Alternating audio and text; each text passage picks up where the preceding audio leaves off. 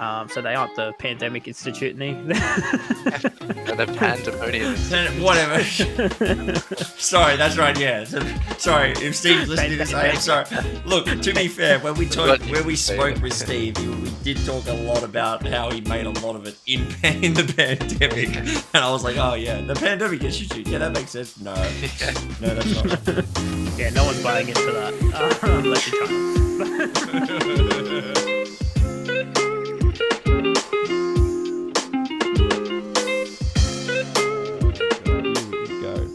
Alright, all good. Well, welcome everyone to Board Game Gateway. I'm your host tonight, Ralph, and with me today we have Nee. Hello.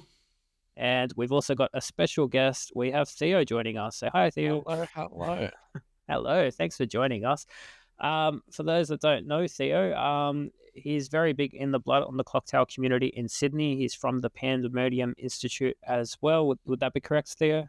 Yeah, I run their events in Sydney, so I manage and organize all of the public events for TPI, and I also do some of the work here and there. I'm also making the Clocktower Con that is happening on July 5th, 6th, and 7th. Ooh, wow. Well, I'm going to two of those days, so I'm really excited for that. It's kind of weird how I'm not there for the Saturday, so that's quite, sad, but... Yeah. If you guys are tuning in for the first time on this episode and you're wondering what the hell going on, this is actually the fourth part in basically a series that we're doing on this particular game on Blood on the Clocktower. And we invited Theo in here because we thought, well, look, we have a really big convention coming up here in Sydney with Blood on the Clocktower. It's more than perfect to have you on here, mate. So thank you as Ralph said, thank you for joining us. It's going to be great to get to know you and hopefully... talk a bit about Clocktower Con as well. I'm pretty keen to do that. It's sounds be really good. So, yeah, Ralph, you want to look? Yeah, sure. Sorry, I will say to the audience very quickly. You probably can tell right now, but we are doing this over Discord because we do. Unfortunately, Theo is about a good 45 minutes that direction on a good day, and we thought we still wanted to get this interview. So I do apologize up front if the sound is like chopping as we jump in, but we don't have that. But look, just wanted to give that heads up at the start here. But that's not going to stop the conversation from flowing, I don't think. No, not at all. So Theo, I want to know, Clocktower Con, it started overseas, I believe in Washington was the first one. Would that be right? Yeah. So the first one was in 2023, in about April. They started organizing it in 2022. Wow. Yeah, it's been going a lot of plans. There's not a lot of games that have their own con, really. Yeah, I think Clocktower has a very interesting community and a very large following. Because it is able to play for it plays 5 to 20 people, right? It's such a big player count that people can really get involved, and you kind of need to set up its own community to play it. Because it's very unlikely that your local gaming group are just going to all get together and have enough numbers to play Clocktower. No, I've guilted my entire family to playing it with me, and that did not go well. I'm going to ask you, Theo.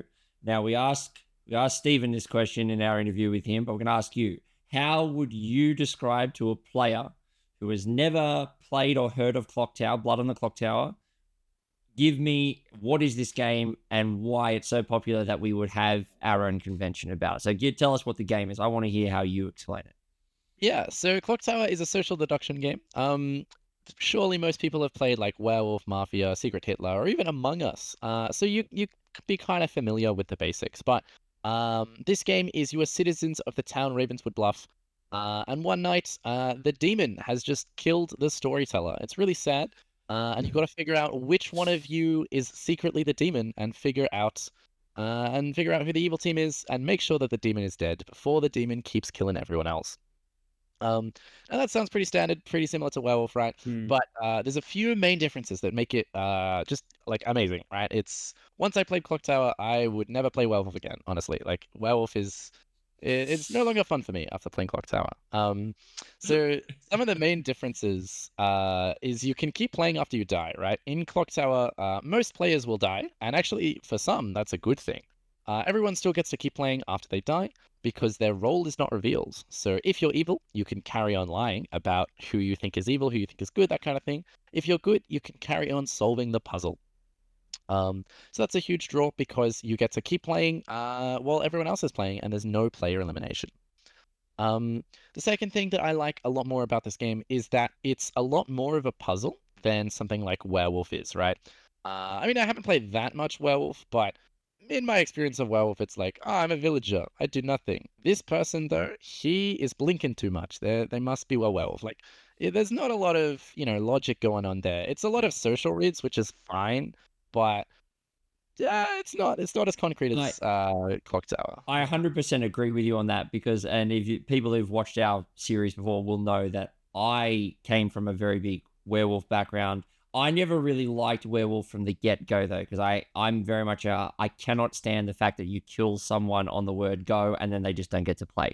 So I drifted towards One Night Ultimate Werewolf, so the one night variant, so you could play it and no one got eliminated. But every time that we would play that game, I would just get the villagers and chuff them off and say everyone gets an ability because that's obviously that's not as boring, and I've said this to everyone and I will continue to say it. Ralph and Damien, specifically Ralph, kept telling me, you've got to play Clocktower, you've got to play Clocktower. And I kept going, I don't know, like social deduction, blah, blah, blah, I don't know. And he kept saying, no, there's a puzzle, I promise you. And I'm like, nah, I don't know.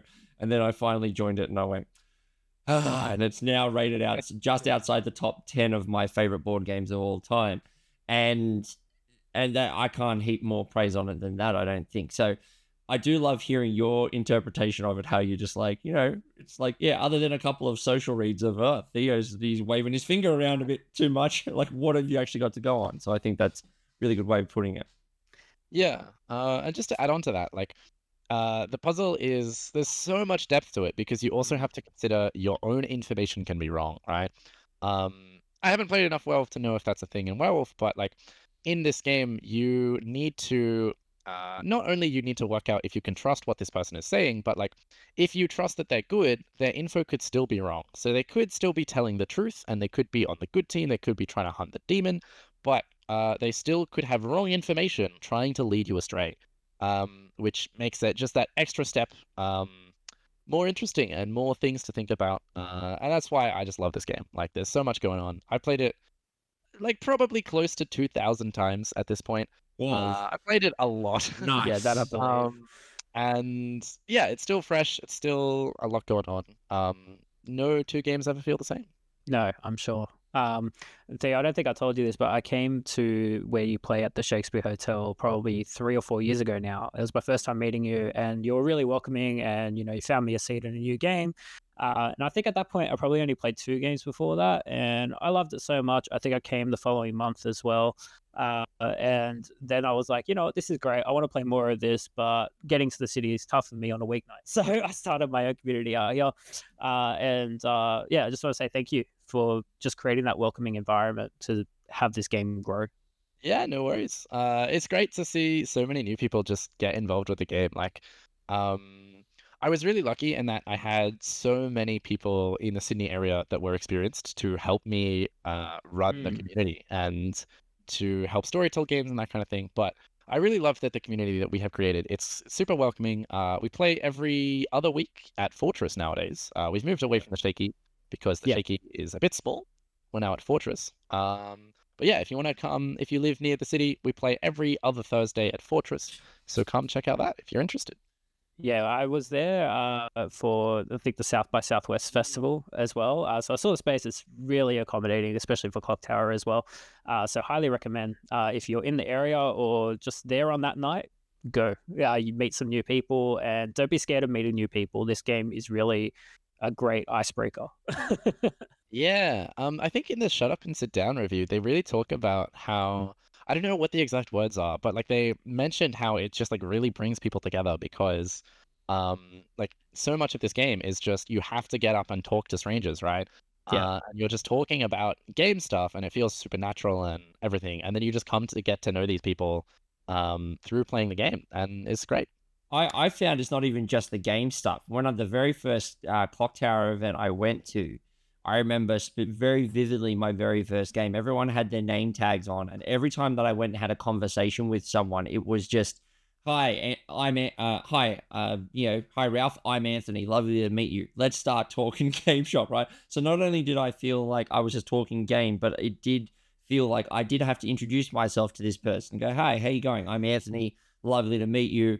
It's like, let's start playing the game. And then from there, like just that one interaction of like, it's almost like in a weird kind of way, speed dating for friends, because you because you get jumped into like a group, of like 12 people that maybe two people in those circle, right? You might meet a demon if you're not careful. Yeah, exactly right. And everyone's got a name tag, and what happens is they go, right, storyteller, everyone gets their first, abilities, whatnot, everything happens. Okay, go, right? And normally what'll happen is one or two people just stand up and go, you? Yeah, you, right, let's go talk. And then all of a sudden you're like, okay, I'm talking to someone I never would have talked to. And that's one of those things, I think, me personally, that I experienced, which was I've actually met a few people through Clocktower who I now continue to meet through at different board gaming events and Clocktower events as well.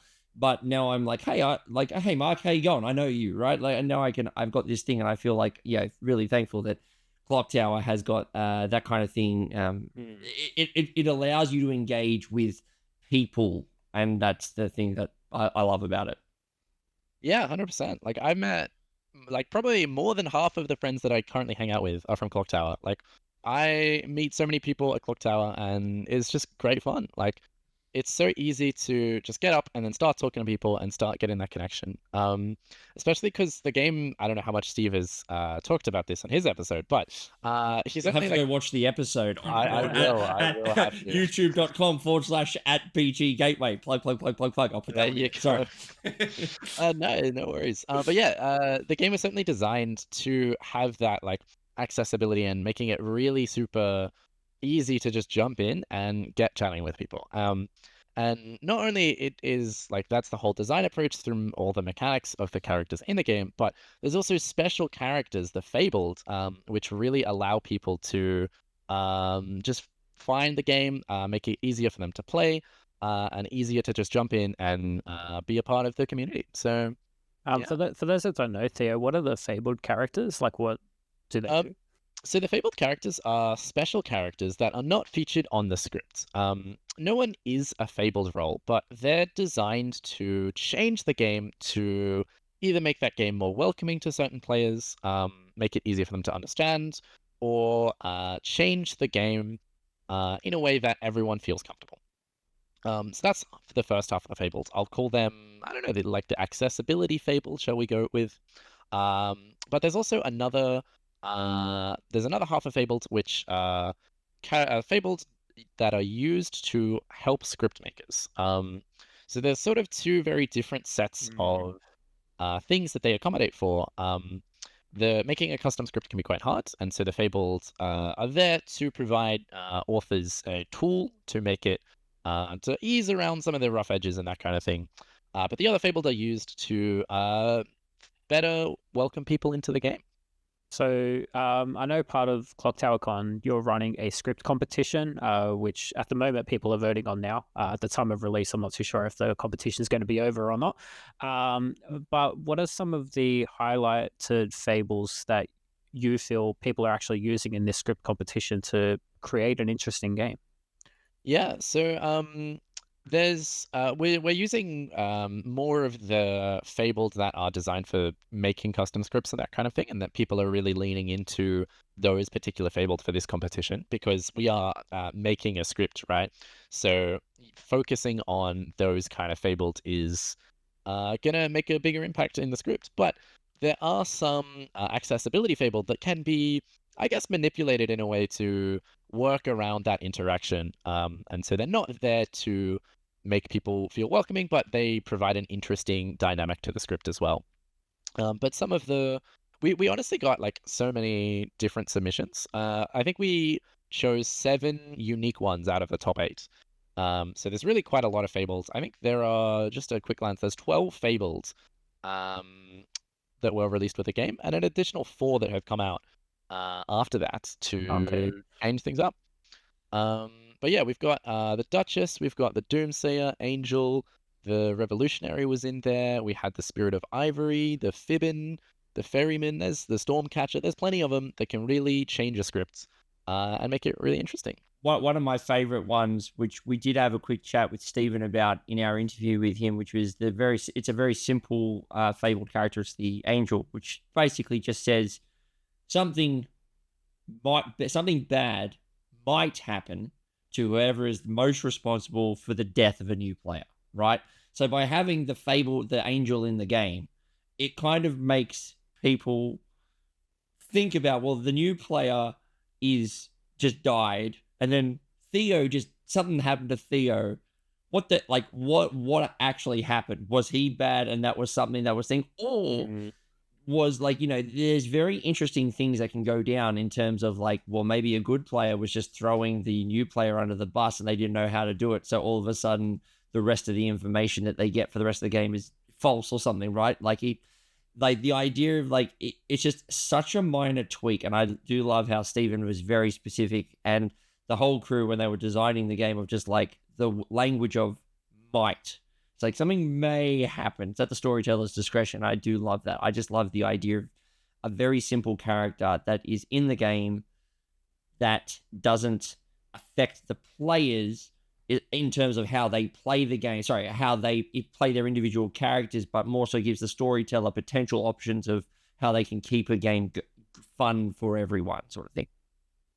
Yeah, so for those of you who don't know, Clocktower is it's run by a storyteller. So the storyteller controls the game for the group of players, and they have a grimoire, which is the giant book that contains all of the game's information. You'll see why this book needs to be so giant is because there's so much going on in this game, right? Everyone has their own unique character, so that can be up to 20 unique things that you need to track. And then each of those characters can interact with other characters, and so there's little reminder tokens that goes down. And so the job of the storyteller is less, it's not really like a robot. Again, I haven't played much Werewolf, but in those games, right, anything with a moderator, there is you perform an action, but they're essentially just following some script. It's you're not a moderator, you are just a voice of the game. Exactly. You could be replaced by a robot that follows instructions. Which you are in the one night variant. Yeah, exactly. It is replaced by a robot. Exactly right. But yeah, the storyteller in Blood on the Clocktower is almost a bigger part of the game than any other player, right? They have so many decisions to make behind the scenes that really shape out how the game works. And there's a lot of characters that use the word might to allow the storyteller to choose what is most balanced and what is most fun. And that can be incredibly hard to do, right? Storytelling in this game it takes a lot of practice. It's very hard. And I recommend playing a whole lot so you fully understand the game before jumping into storytelling. But because there's so much that the storyteller can do to influence the game and make it great. I do apologize about giggling there, but in our interview with Stephen said the exact opposite. He was like, "No, if you want to get in, just jump straight in, go for it, start running the game. Why not? Make mistakes." Yeah, that might have happened. In fact, he literally said that he put the words "might" and stuff into the game for the reasons of the storytellers of "Oops, I made a mistake. I can it's okay." The guys, I just found it humorous that. Well, there are some Fable characters that are there to sort of cover up storyteller mistakes a little bit. If they do a mistake in the player setup, there's certain Fable that they can say this is in the game, so that mistake may have happened. There's a cool Fable that I feel can just keep the game fresh a little bit. It's a fairly new one. It's the Ferryman. And that one is on the final day, all dead players regain their vote token. So in a way, it's during the normal game, dead players are just throwing their vote away, which could be really swingy. Could change the entire feel. Yeah. It's really cool. The Ferryman's great. It's one of the newer ones, but yeah, it definitely changes up how the good team, or how the dead players want to play the game. So for those of you who don't know, the dead players get one vote for the rest of the game. So they can use that however they want, voting on the demon, voting on a minion, voting on a good player if they're a bit confused. They can do whatever they want, right?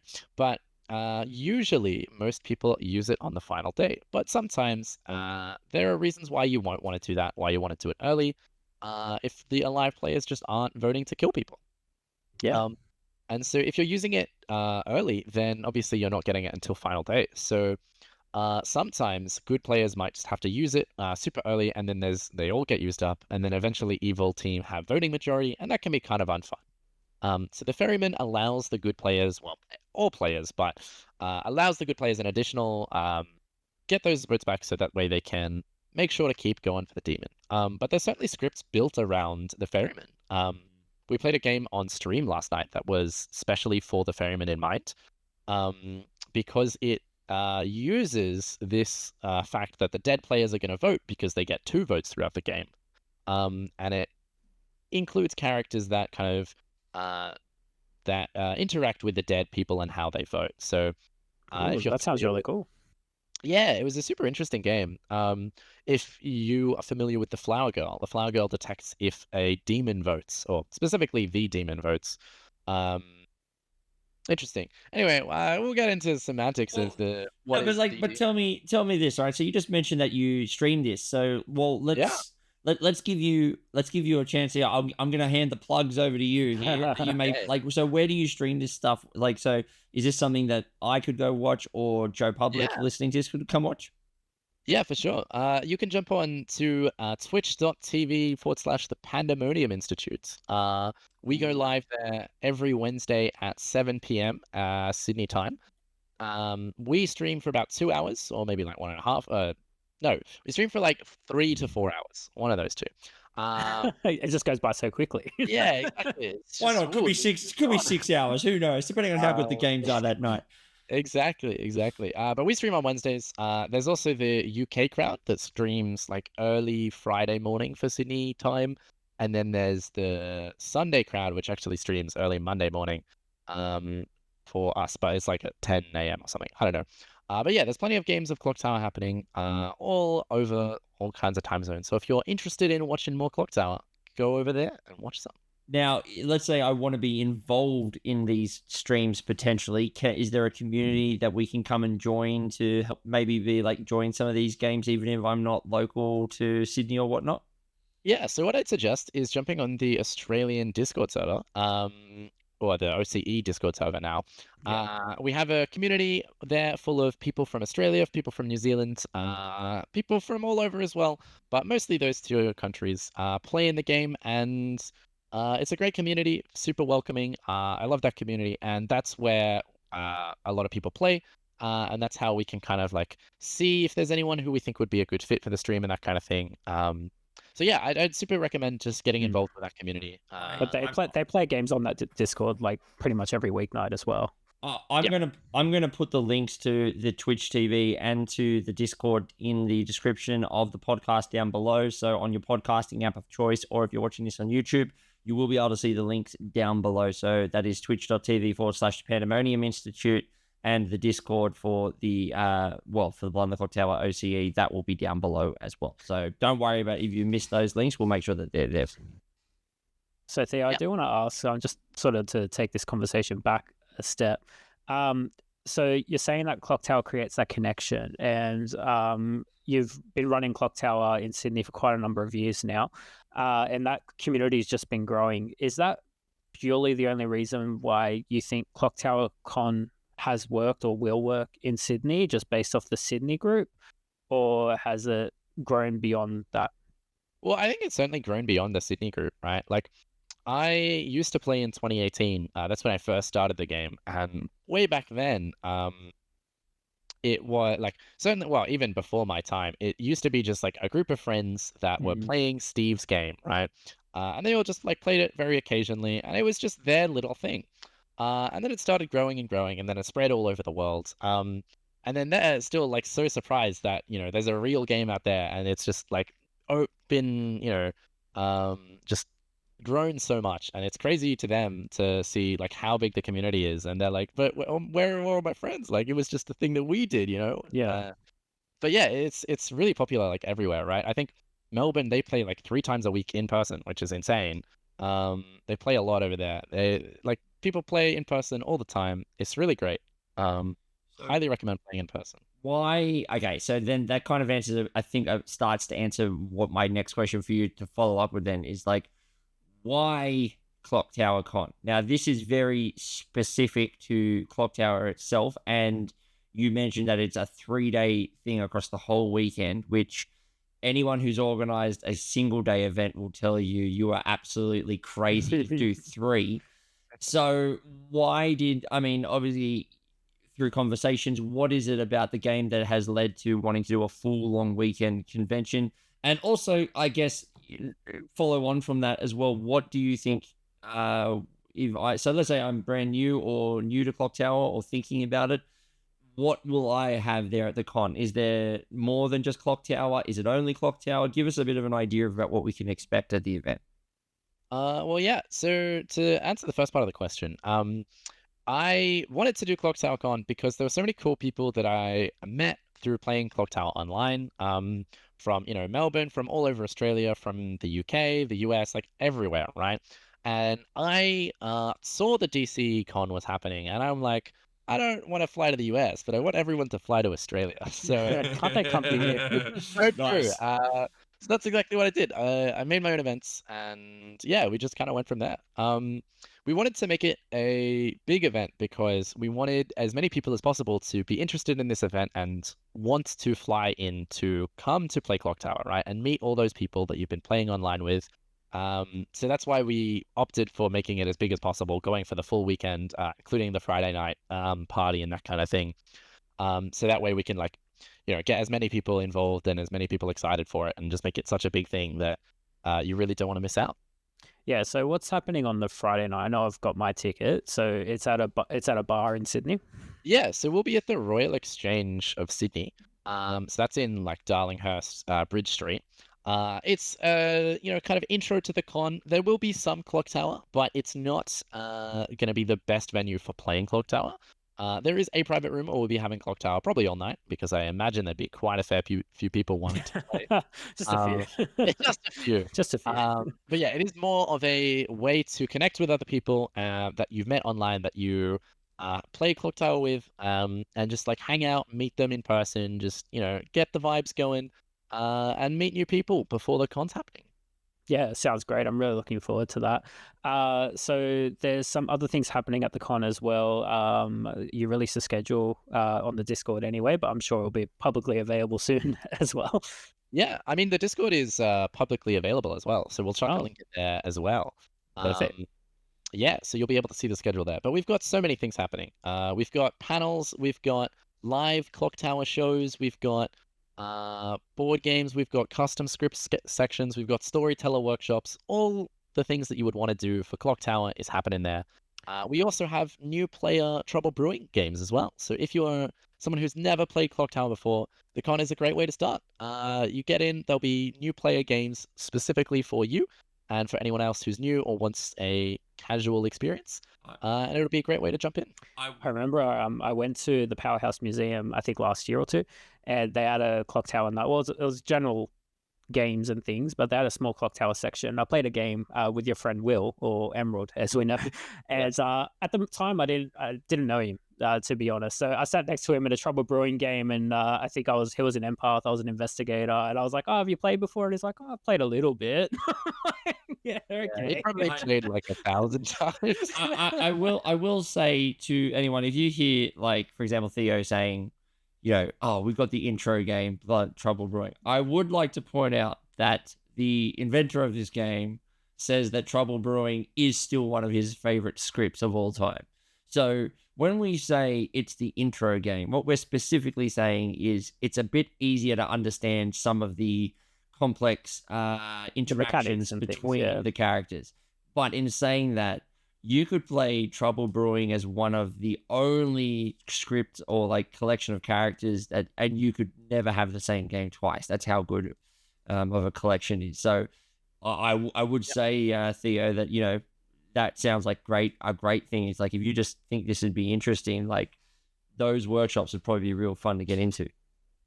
Yeah, 100%. I've played Trouble Brewing hundreds of times, I would say. There's so much Trouble Brewing to be had. It's great. You can still keep coming back to it. But yeah, when I say new player games, I mean specifically that we'll be there to teach you guys the rules, teach you everything that you need to know to play the game, and not just the intro. Because like in most board games, right? They're like, use this for your first game, and it's like, well, you could, but that's not really the experience that you're wanting. And it also removes some of the features, and like you're like, oh, but I really want to. Yeah, I know that feeling. Yeah, and I think there's a lot of games that do that, but they're just like, oh, this game is a lot less fun without those, and it can be like, tempting to just jump into it and be like, the advanced stuff is fine, like go for it. With Blood on the Clocktower, that is not the case. I do not recommend jumping into anything not trouble brewing for your first game. Yeah, I really feel like it needs like at least 2 games of trouble brewing under your belt to really get it. Yeah. Like your first game of trouble brewing, it's really easy to pick up, but like the jump from trouble brewing to the intermediate scripts of SNV and BMR like is huge. There's such a big difference. I remember like the first time I played Clocktower was at a convention in the Blue Mountains, Etencon. I played it at like, I don't know, I started the convention started at like 11. I played a game, and that's pretty much all I did the entire convention. I wasn't planning on just playing Clocktower, but Yeah. I discovered Clocktower, and then I'm like, wow, this is amazing. Let me do that all day. And so I did. I probably played like, I don't know, 6 or 8 games of trouble brewing before I jumped into anything crazy. And I played SNV for the last game of the night, and I could not understand anything. Like the jump is crazy. There's so much going on. Like I thought I was pretty on top of things for trouble brewing, but the difference between that and SNV is wow. Your mind will be blown.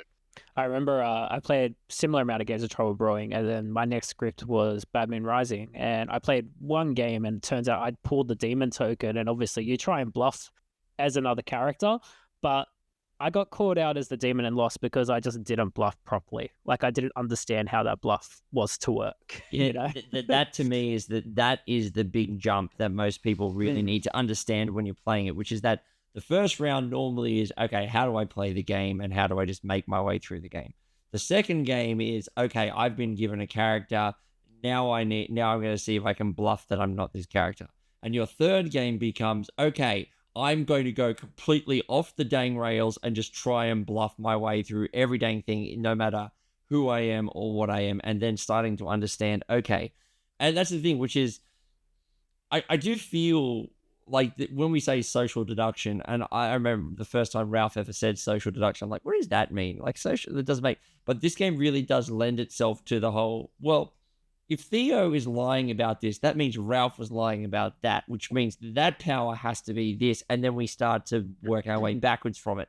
And that's the moment which I can imagine you, Theo, playing a game of TB the first time that someone's like, someone whips out the roll that they can, the spy, or where they can see the grimoire, and you're like, oh my god, I can see every bit of information in this roll. What do I do? As like, you can do whatever you want with that information, but do you want to be caught? Like, or, that kind of, and I think that is why, I keep coming back to this, but like, that's one of the reasons why I just, that aspect of the game is just makes me giddy. Every time I think about it, I'm just like, what, just do whatever you want. I will quickly bring us back into the con though, because I know I brought us off there a little bit. I would like to ask though, very quickly, because I know you said you're going to be having Clocktower there, but I did hear you say board games. Now we are a board gaming podcast. I would be remiss of me not to say quick fire. What are 3 of your favorite board games? But also, I will follow that up with going, are there any special guests or anyone else that maybe we'll see at the con? I'll give you 2 quick fire questions. Yeah, so for my top 3 or top 4 favorite board games, Blood on the Clocktower like has to be number 1, right? That's like, fine. It's the only game I've played over 1,000 times. Like, that's fine. No question, right? We'll put that on the pedestal. That's at the top. Yeah, that's an honorable mention. Yeah, that's it. Yeah, at that point. But the next few games that I like, I like them because they do different things, right? So I think the best cooperative game I've ever played is gotta be Spirit Island. There's a lot of thinking going on at Spirit Island, and there's so much that you can do.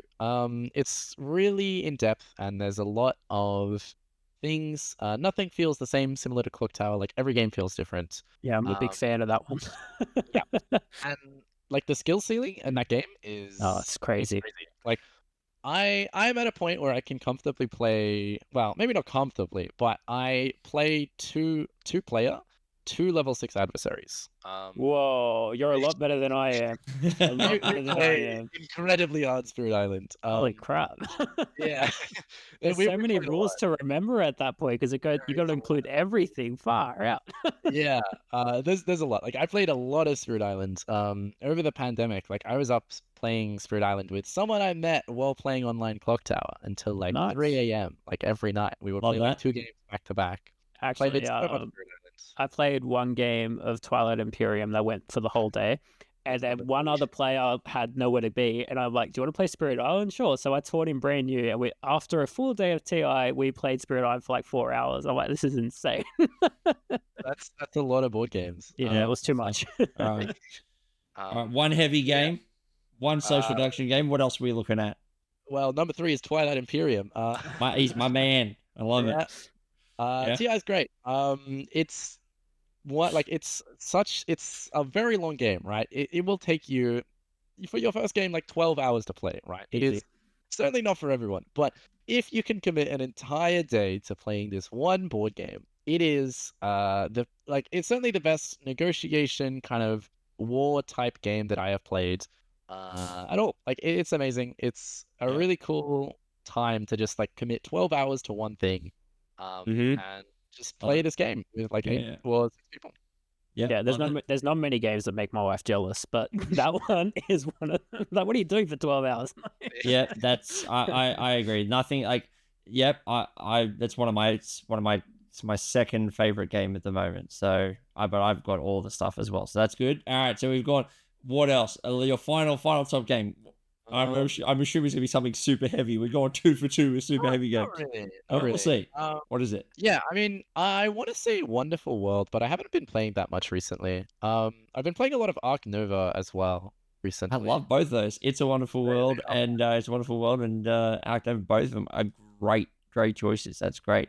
No, what I'm getting from you right now, Theo, and we'll come back to the con in a second, is that you are a man who enjoys narrative and the experience, which is I'm getting from like, and not necessarily narrative. I'm talking about Spirit Island has narrative as well. Well, yeah, what I mean is I'm not talking about someone telling me a story, but something that you can look back on and go, this happened, and all of a sudden he did this, and he backstabbed me. That's very true. And then, but also looking at games like Ark Nova and It's a Wonderful World, I'm like, yep, he's a man who loves to think about if I do this, I get that, which means I get that, which means I get that. I'm like, yep. That I can tell exactly what that is because no wonder you and Ralph get along great. That's like 3 of his favorite board games right there. I tell you that. Yeah, definitely. I think I got Ark Nova. I actually just sold Spirit Island not long ago because I played a lot of it and it just wasn't hitting the table for so long. And I was like, I don't think I'm going to go back to it. That is true. But then again, if I do, there's a great tabletop simulator mod that I can just dive into. Yeah, like I have everything on Spirit Island, but like, am I bothered to set it up? Yeah. I can just play it on TTS. It's fine. And it works pretty good. Yeah.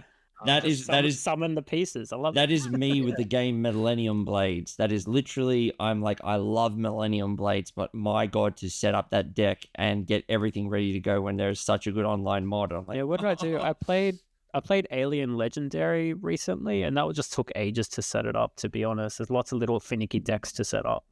But yeah, it was good. But yeah. Give me 1 sec. I'll be right back. No worries. No problems. Maybe we should flip it. Maybe we should have some board game recommendations for Theo. So we're going to recommend him.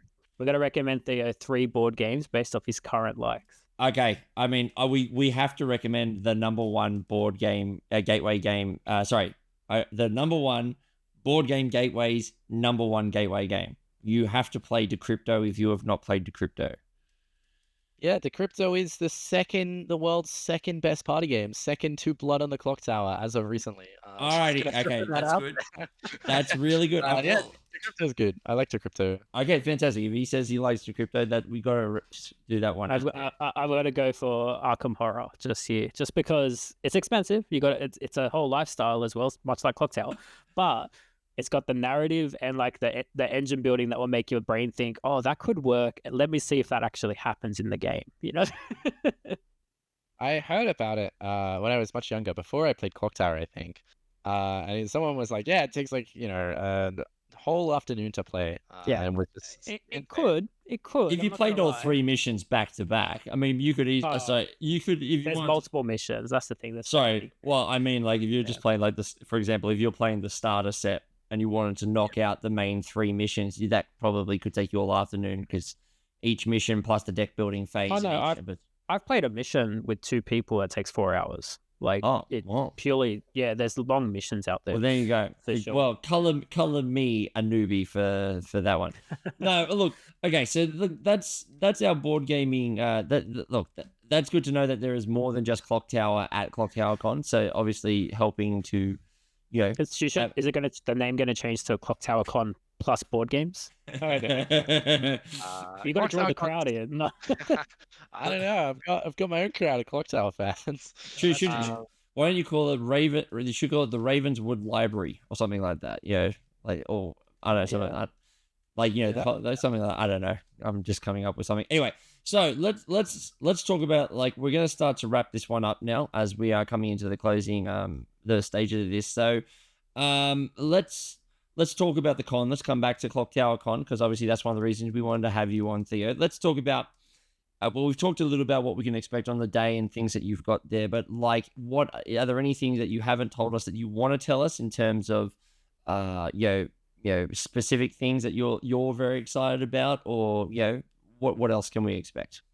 I think what I am most excited for is just meeting all of the people that I've played so much Clocktower with online, and then just having them play Clocktower in person in a game will just be wild. I've played a lot with these people online, especially on stream. In particular, people from New Zealand. We play a lot, but we've never met in person, and I think it's gonna be really good to just play a game in person. That's gonna be a lot of fun. But in terms of events and stuff that I'm excited for, probably the panels. So we're doing a whole bunch of different panels over the course of the con, but one that I am doing, I am talking about how to build a custom script. I built a few custom scripts in the past. Probably most notably is Harold Holt's Revenge. It features the Leviathan. Oh, we played that the other month, actually. Yeah. I was the Leviathan. Harold Holt's Revenge. We guessed so I was the Leviathan, and I was going to be caught out, but we got the damsel win. So Harold Holt's Revenge. Oh my God, you've got me with that one. Oh, such got me. You got me good. That's good. Yeah. Yeah, it was a script I wanted to make Madness really impactful, because when I first started playing with Madness, I was super scared of it. I'm like, oh my goodness, it's so dangerous. I should never talk about it ever.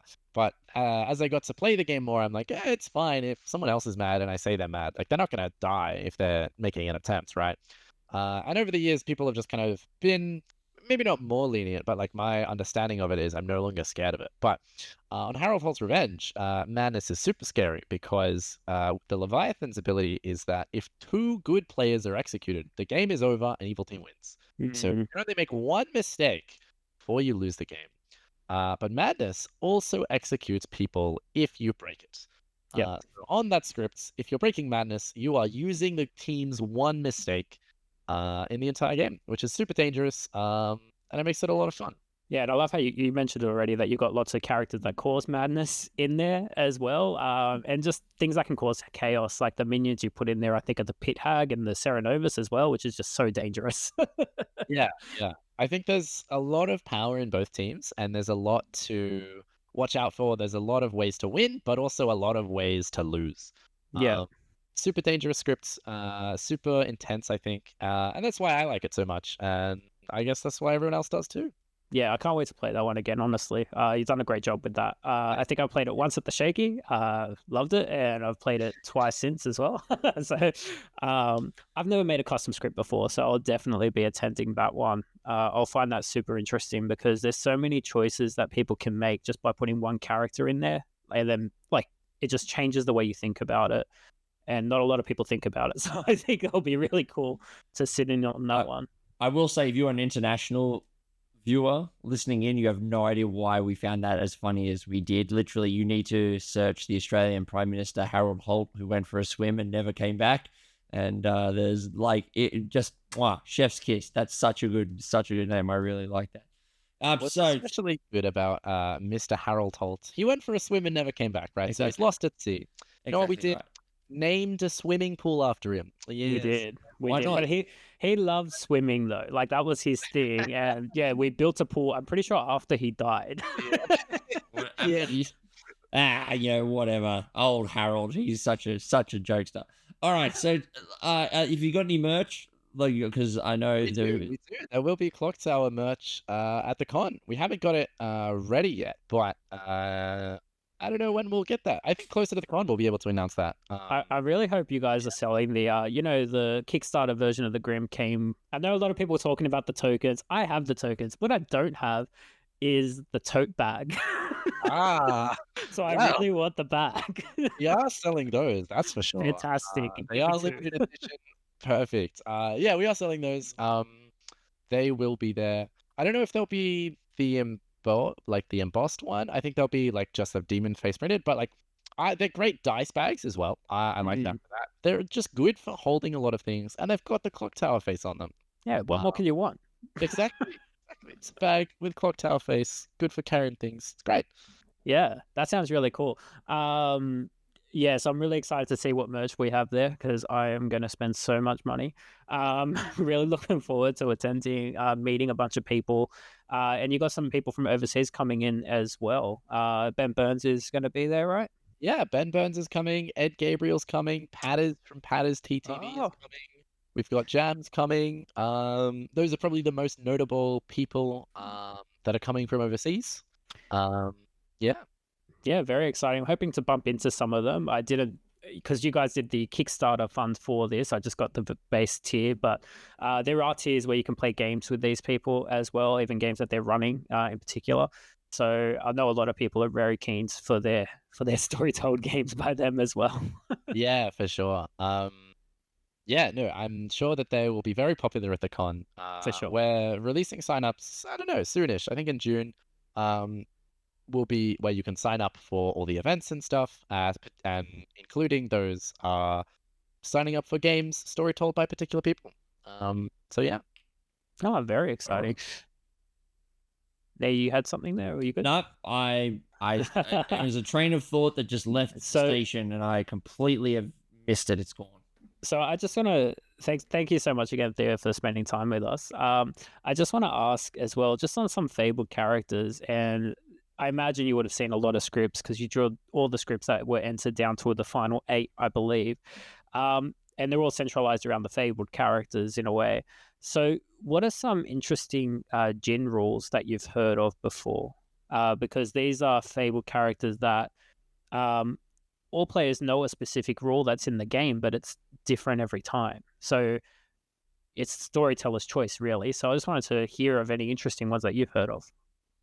Yeah, so the Jin is mostly used to fix characters that are a bit broken together.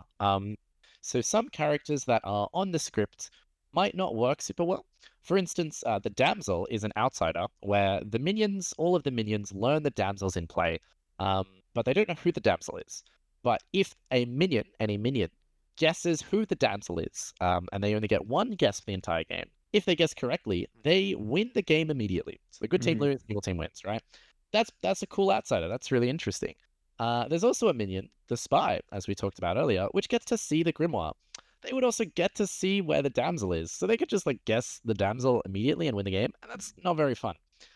So things like the Jin come into play where you can make a special rule for 2 characters. And there was actually just a few jinxes and balance update, if you will, that came out last night, which featured some new updates to the Jin. One of them was a Jin that I came up with, the spy and the damsel. They used to be, you just can't have them in the same game, which was super feels bad when I was evil. And I was like, it must be a spy game, guys. It has to be a spy game. And then the dead damsel was like, no, I'm the damsel. And I was very sad. But now they can exist together, and the damsel will be drunk. The damsel will still play as if they don't know that they're drunk, and they're still trying to hide. So it doesn't really change how the game functions, other than that the 2 characters can be in play together. So that's mostly what the Jin is for, but there are a few exceptions that some storytellers come up with to make a special rule for a script for how things are supposed to function. For instance, you might have a fearmonger, which is a character where if you nominate a player and get them executed, their team loses. Fearmonger's kind of interesting, but then everyone just nominates themselves, and then it's kind of sad. So there might be a Jin rule where you're not allowed to nominate yourself. Things like that. They can just give extra little rules to change up the game in a small way, but can make a huge impact. And that's what the Jin is for. Right. Okay. So I didn't realize they were actually like the jinxes. They're the Jin rules as well. Yeah. But that was your first example anyway. You did have a very good second example of how it's used as well. So thanks for that. Out of all the Fabled, which one do you want to give me a couple of your favorites? Yeah, I mean, I guess it depends what you're really needing out of the Fabled, right? They all have their own purpose and they're all good at doing what they want to do. For instance, the Revolutionary is a great way to have players who have accessibility needs or can't like play the game as normal, like play the game with a partner. So the Revolutionary is that two neighboring players are known to be the same alignment. Once per game, one of them registers falsely. So what that means is, let's say I am entering the game, I will be sitting next to someone, and it will be announced at the start of the game that we're on the same team. How do you rig that at the start of the game in person? Do you just hand them a token with everyone's eyes closed? So I use the Revolutionary quite a bit actually because we have a player who is blind. They can't see at all. Well, they can't read the script anyway, and so they need to play with a Revolutionary in order for them to understand the game. So that way they can talk to this person, and this person can give them like read the script, help them with their bluff, that kind of thing, and it works great. So what we do is we have one of those two Revolutionary players draw a token at the start of the game.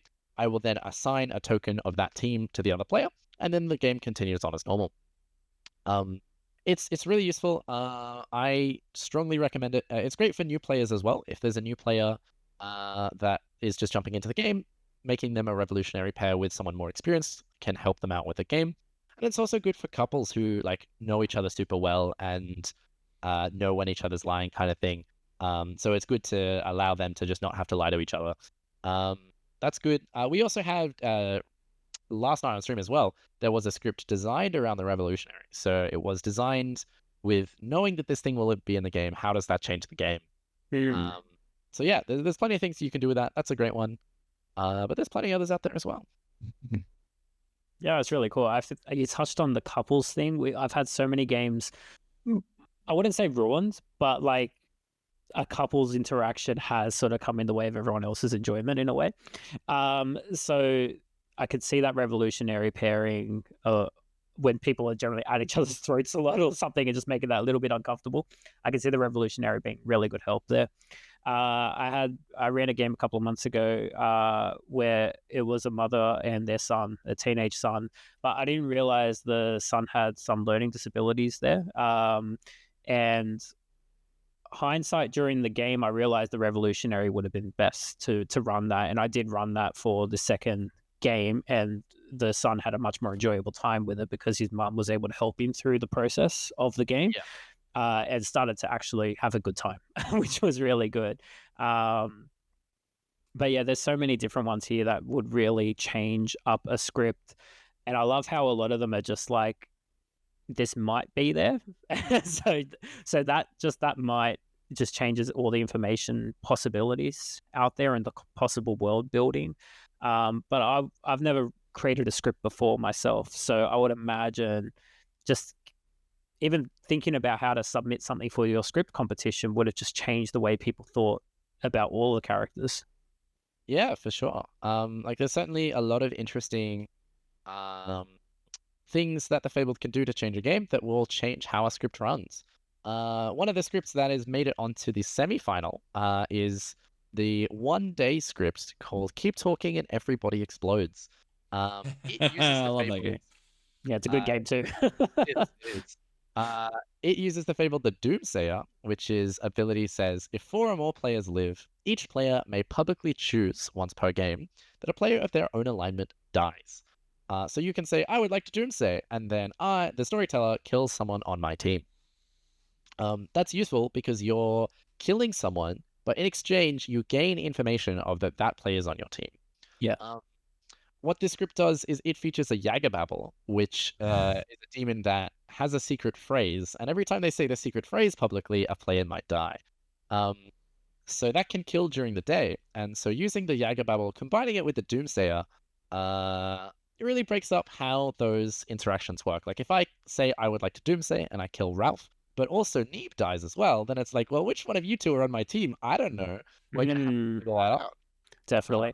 I was a traveler last time the Doomsayer was in a game, and I died. And obviously, if you're a traveler, no one knows if you're good or evil. So that just raised some question marks for a certain player. Yeah, 100%. There's a lot of things that are going on that are really interesting. Yeah, for sure. I think we're all good to wrap up. But Nee, is there anything you want to tag on? No. There's nothing I want to tag on at the end there, other than I just want to give out a couple of shout outs. Obviously to you, Theo, thank you very much for coming and joining us, to the Pandemonium Institute for being very open with us and providing us with Stephen and the Discord and all this stuff. That you guys you've been really great to come and do all this stuff with us, which I really love. I do want to say thank you to the audience. You need to go and please like and subscribe on all the podcasting app of your choice. We are on Spotify, iTunes Music, RIP, Google Podcasts. That's all gone now. Like that one's going. So unfortunately, but we are on iTunes and Spotify. You can find us there. You can also find us on YouTube, which is at www.youtube.com/@BGGateway. And you can find us there.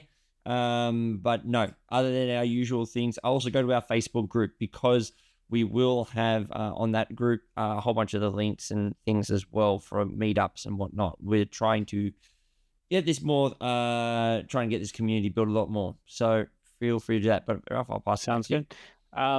Yeah, so Theo, I'm really excited for Clocktower Con, to be honest. I can't stop talking about it. My wife is like, all right, it's coming. Like, I know it's coming, just chill.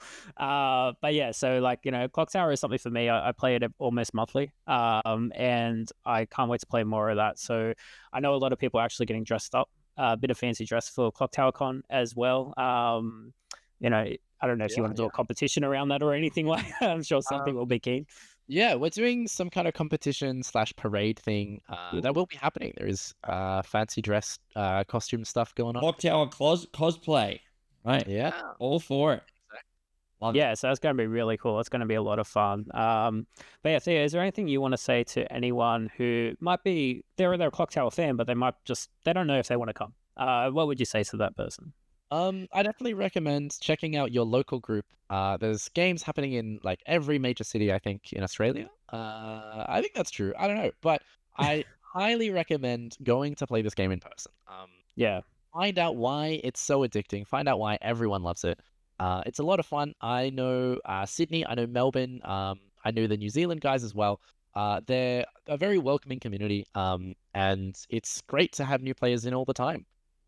We always have games specifically for new players at the Fortress event. It's usually like, it's like 75% or so are people brand new to the game. They have no idea what's going on. So it's every second Thursday? Every other Thursday at Fortress. Yep. So it's not this Thursday. It's starting on the 23rd of May. Well, I guess that's already passed now that it's coming out. But that's fine. That's okay. Every 2 weeks from then on, there's games. Check out the Facebook group of Sydney, but also check out the Facebook group of your local area. Go find the community. Go jump into a game with them. Everyone's super welcoming. They always love having new players. 1,000%. I love it whenever I am running an event and see some new people come in. It kind of makes me really excited. I'm like, oh my gosh, have you played anything like this before? And they're like, kind of, not really. I'm like, cool, take this seat. Here's a rough explanation how it works, and I'll hand you over to this person, or if I'm there, we'll teach them the game. I love the little script that is in the game itself to teach new players. You sort of talk for that 5 to 10 minutes beforehand, and doesn't give them absolutely everything, but it doesn't overwhelm them, and sort of gives them a baseline to discover the game for themselves as well. Just fantastic. 100%. Like, it gives them just enough to play the game, but not enough for them to be overwhelmed, and there's so much left for them to discover. Like, you go and play the game, and then the look on the new player's face when they're like, oh, you can do that with that character? That's crazy. Like, you get that so often, and that's great. Like just watching the new players discover something new, and they're like, "That's crazy." It's really wonderful to see. Yeah, like just the fact in Trouble Brewing, the main difference from Werewolf is the imp can kill themselves.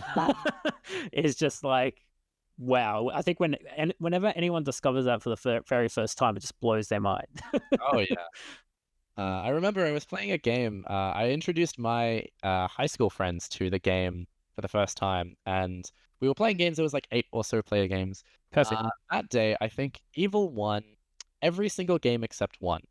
Yeah, Evil. Sorry, no. A good one every single time except one. The one time that Evil won was when the new player, who was the demon, just like they woke up and then they have a look at the script and then they just point at themselves. Yeah. And then I'm like, yes, this is perfect. They start past the Scarlet Woman claiming mayor and they just win the game. No one saw it coming, and it was great. The other funny thing was one of my friends who was also new to the game was evil every single game except that one, and he never won a game in like 8 games. Wow. Yeah, That's crazy. We've had a lot of good moments as well, and you know, it's such a good thing when you see new players have all those fun moments. It really does bring a smile to your face. We had one night where it was like a 13-player game, and we played 3 or 4 games that night, and this same player got the demon token every time. It's like, what? What are the odds? Never tell me the odds. Mm-hmm.